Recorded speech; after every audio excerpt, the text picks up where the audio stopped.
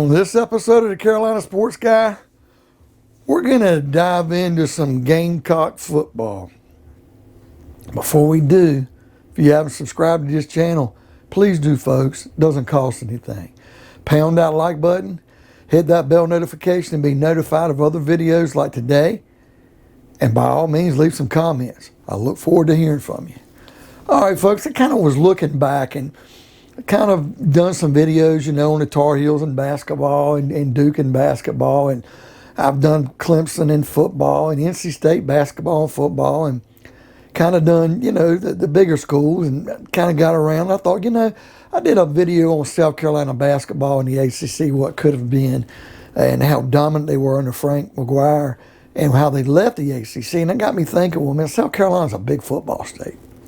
And it shocked me a little to find out that, from 1953, I guess, all the way up to the 18 years or whatever, 1971, that South Carolina was in the ACC with the other North Carolina schools and Clemson, that South Carolina only won one ACC championship.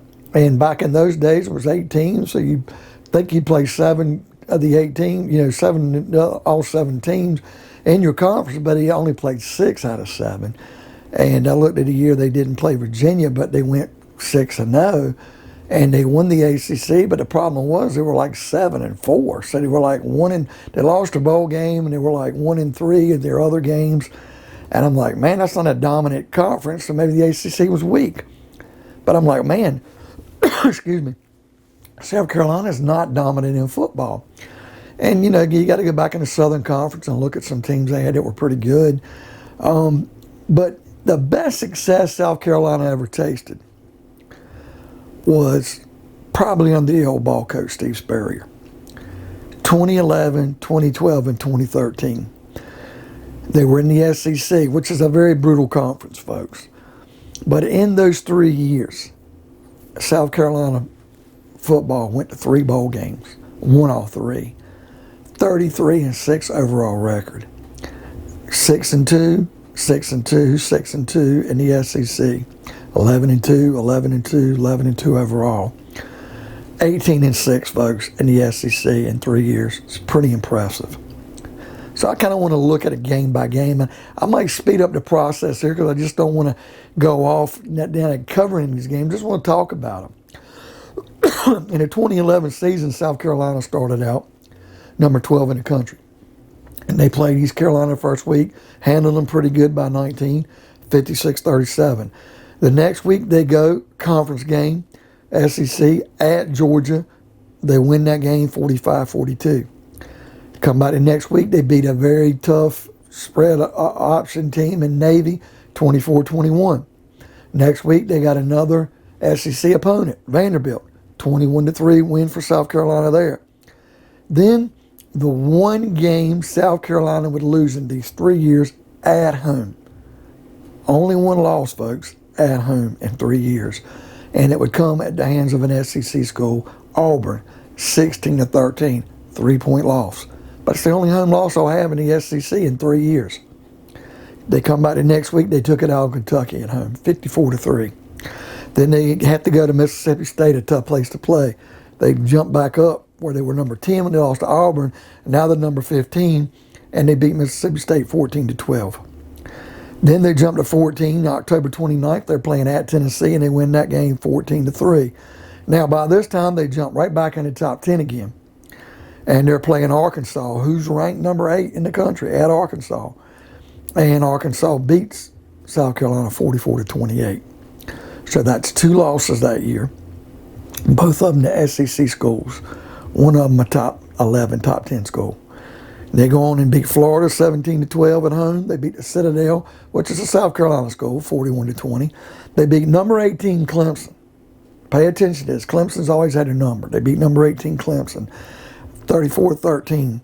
And then January 2nd, 2012, they played Nebraska, number 21, in the Capital One bowl game in Orlando, and they win 30-13. They finished 9th in the poll that year with an 11-2 overall record. Very impressive. The next year, 2012, they come back. They start out number 9. They got to play at Vandy. an SEC game. They win 17-13. They're number 9 again. They're playing East Carolina this time again, 48-10. They beat the Pirates. Then they moved up to number 8. They play UAB, a Conference USA school, 49-6. Then they're playing in the SEC game again at home. They're playing Missouri. They beat them 31-10. Then they've got to go at Kentucky, who they thrashed the year before, but they beat them 38-17. But this year, South Carolina right now is number 6 in the country. Then they've got to go to number 5, Georgia. Now, if you go back and look, the game before, last was a beating. Close game, 3-point win South Carolina had. This year, number 6, South Carolina beats number 5, Georgia, 35-7. So South Carolina's going to jump in the polls. It's October 13, 2012. They're going to go to Baton Rouge and play at LSU, 9th-ranked LSU.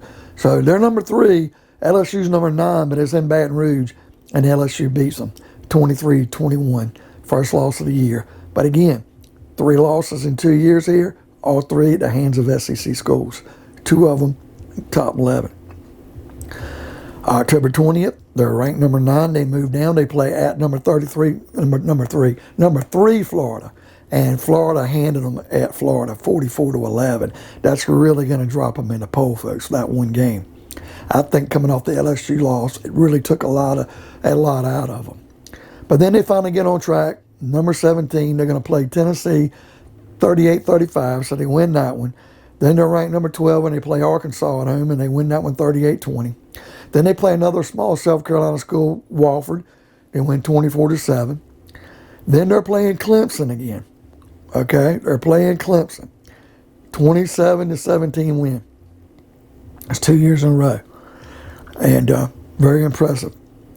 Then, January 1st, 2013, they're playing number 19 Michigan in the Outback Bowl in Tampa. And they beat them 33-28. And here they go. They finished 9th in the poll in 2011. 2012, they finished 8th. So then we get to 2013. That's just 2 years, man. Steve Spurrier has got them playing well. Like I said, 2 losses to SEC schools. One was at home in 2011, the only one they'd have in those 3 years. One was on the road, to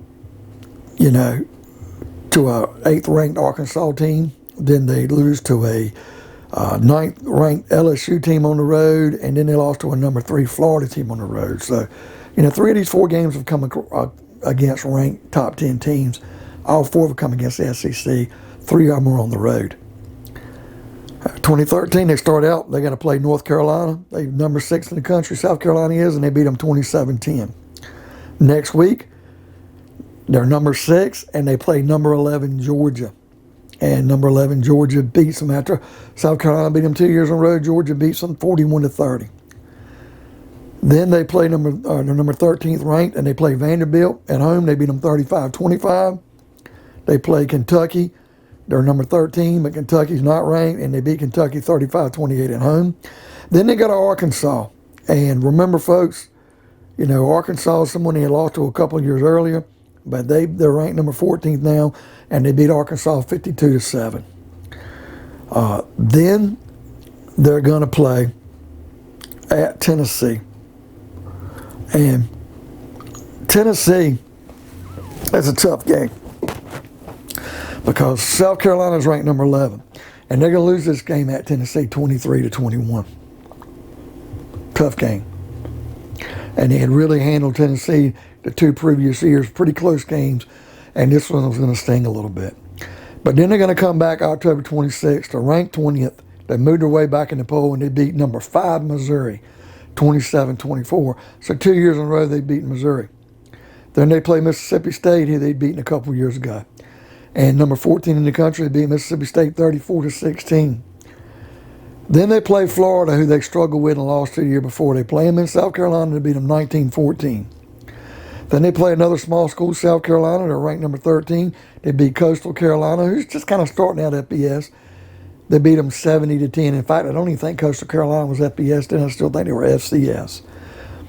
But then number 10, South Carolina, moving all the way back up, plays number 6, Clemson. And they hammer them 31-17. This is going to look good in the pollsters, folks. Then they're number 8. They go play the Capital One Bowl again in Orlando, playing number 19 Wisconsin, and they win 34-24. And because of this win, they end up finishing the AP poll ranked number 4. So 3 years, 2011, 2012, 2013, ranked number 9 in the country, number 8, number 4, 11-2, 11-2, 11-2, 3 bowl wins, 6-2, 6-2, 6-2 in conference, 18-6 overall in the SEC. 4 of their 6 losses in these 3 years would be to SEC opponents who are ranked number 11 or better. So only 2 to unranked SEC schools. And in those 2 SEC losses, only one was at home. That was a 3-point loss to Auburn. And then the other one was on the road, but it was a 2-point loss at Tennessee. So 5 of their 6 losses were on the road in the SEC. But all 6 were SEC games. So folks, what do you think? South Carolina, probably their glory years here. These 3 years under Steve Spurrier, where he really turned the school around. Because I did not realize how weak they were in the ACC, although ACC really wasn't a premier football conference. Even Clemson then wasn't. And going back to Southern Conference, teams were really all over the place how they were ranked. So when they finally got in the SEC and paid their dues, this is where it paid off right here.